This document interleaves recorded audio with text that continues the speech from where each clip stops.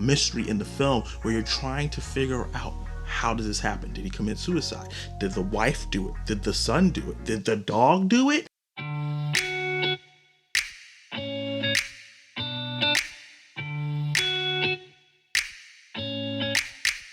Hey, Zach Technician, welcome to my review of Anatomy of a Fall, a new French mystery courtroom procedural drama that is in theaters right now, and it's been one of my most anticipated movies of the year when I saw the trailer a couple months ago. You ever watch those Hallmark movies or those channels where they have like low budget stories about kidnappings and killings and the families going against each other, and did the wife murder the husband, did the husband murder the wife? And you're like, this story is really interesting, but if this had like higher production values, better writing, better dialogue, and some actors that really were great, this would be something that could be cinematic. Well, that's what Anatomy of the Fall is.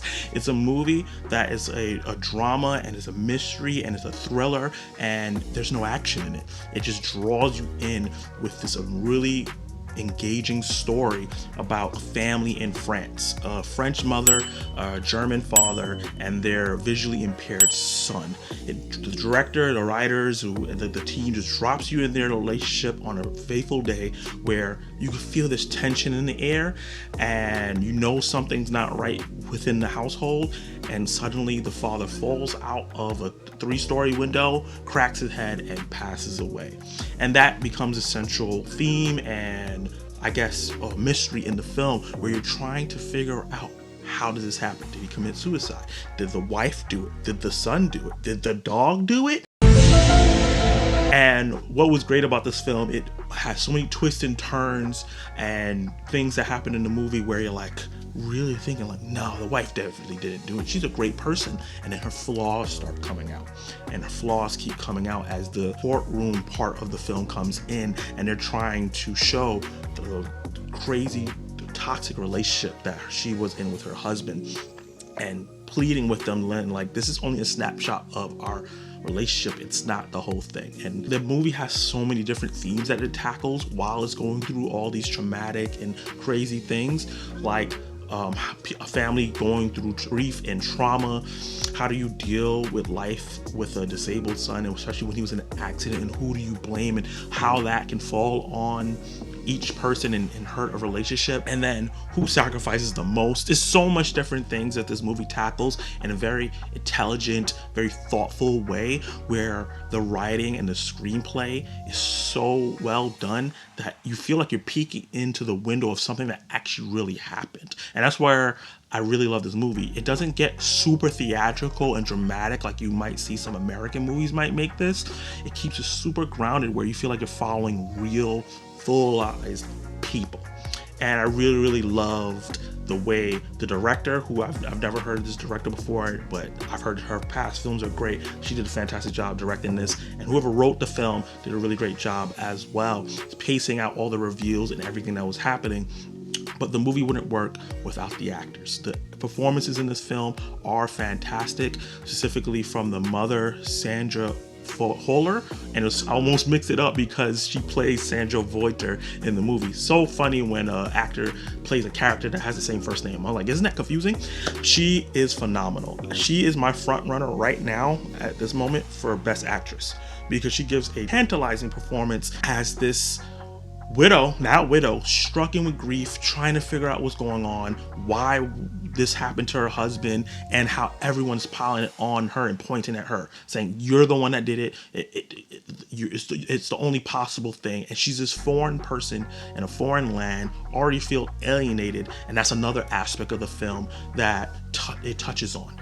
Going into another country and dealing with your court system. The movie, sounds dark, it sounds dramatic, it sounds serious, and it is all those things, but the movie finds a way to bring some levity and switch between tones. There's a specific hip-hop song, which kind of threw me off guard because I did not expect that in a French film about a mystery murder that they use, and it's like a crux of the thing, and it's like a part of the story in a way, but when you first hear, you're like, wait, what is this doing in here? I don't want to spoil the song because the way it plays at first, you're like, wait, is that? No, that can't be. And then as the movie progresses, you're like, wait, no, that definitely is that song. What the heck is going on? But the actual song plays into the rest of the story as well. Courtroom drama is so messy, so dramatic. It reels you in. And the power of the movie is the unknown. We don't see what happens to them. They don't ever really show you. There's theories thrown about how he fell out the window, if he was pushed, if he was bashed, if it was suicide, and it keeps you guessing and wondering, second guessing what you thought in the beginning of the film. And what's great in this film is that like halfway through the film, we shift perspectives to the son. And the son is fantastic in this film. I know his last name is Grainer. Don't know what his first name is. He's great in this film. He plays a partially blind child, and he's seeing, which, you know, partially blind, but he's seeing his family in a different light. He's in the courtroom there, and he's hearing all the nasty things that are coming out about the family that he didn't know about, that he didn't hear or feel or see because he's not fully blind. He knew that they argued. He knew that they had problems, but the lengths of what's going on, it affects it. The actor here does a fantastic job displaying all those emotions, but like having an intelligence that's beyond his years, and he did a really great job in this movie. And I really love his performance here and how he brought his part of the story to life. But he also plays it in a way where you're like, there might be something wrong with this kid. Did he do it? Did he do it? And he's just playing coy and he's trying to push it on the mom. So yeah, a lot of that was really great. And the movie is 2.5 hours, which, you know, sounds long for this kind of movie, but the movie is paced so well and is so engaging. The performances, the story, everything that's going on, even the courtroom drama part of it, a lot of times those are the boring parts of the movie, but that's some of the most exciting parts of the film because of the lawyers and how their performances are. They were great as well. That when it got to the last couple minutes of the movie, I was like, wait, it feels like it's winding down. That's it? I want more. Give me more. Let me in. Let me in. Let me in.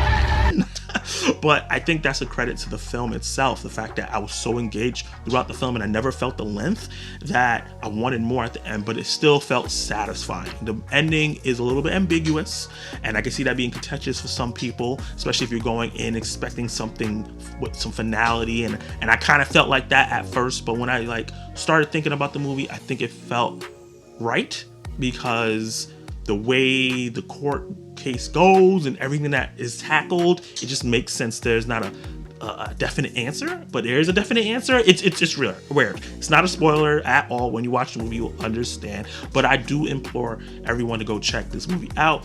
It's a little movie. It's not getting super advertised. It's not gonna have a big budget. It's not some flashy thing that's, you know, gonna blow you away in terms of spectacle. But it's just like cinema. This is what Martin Scorsese talks about, like, is being pushed over because of big superhero films or action films, and everyone going to check those out and not check this out. I implore people to go check this movie out because it's one of the best movies of the year and easily going to be an Oscar contender. I can definitely see that. If this movie gets snubbed, there is a problem. But with that said, I think Anatomie of the Fall, messing up my words.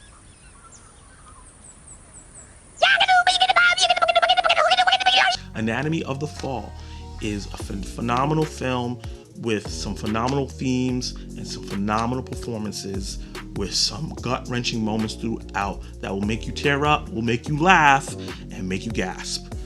So I definitely will give this an A. Zacatech Nation, did you like it? Did you hate it? What would you rate Anatomie Fall if you saw it? Anatomie of a Fall. I keep saying it wrong. And if you have not seen it yet, based on my review, will you go check it out? I implore you to do so. But if it's not for you, I understand. Wait for streaming. Like the video if you like my review, attack that subscribe button, hit that notification bell to be notified of my reviews, reactions, live discussions, and much more. And join this growing community, and you can watch more of my content right now.